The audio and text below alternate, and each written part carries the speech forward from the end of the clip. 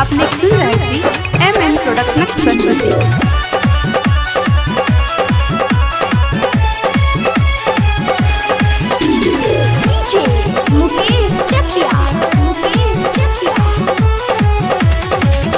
हे विद्या के देवी मैया सातो सुर के आही छी रचैया, सातो सुर के आही छी रचैया।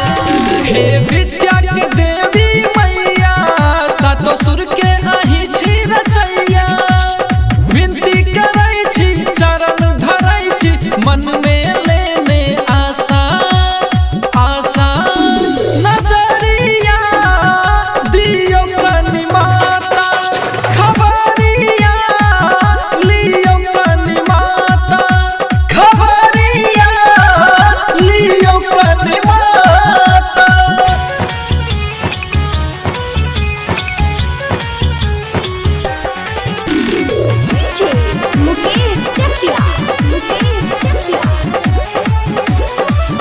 वरदानी मैया के कल्याणी मैया के, वरदानी मैया के कल्याणी मैया के।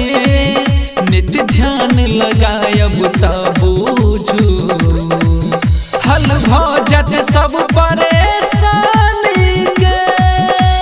बिना बजैये शारद मैया पूरा करू अभिलाषा अभिलाषा। नजरिया दियो कनि माता खबरिया लियो कनि माता खबरिया लियो कनि माता।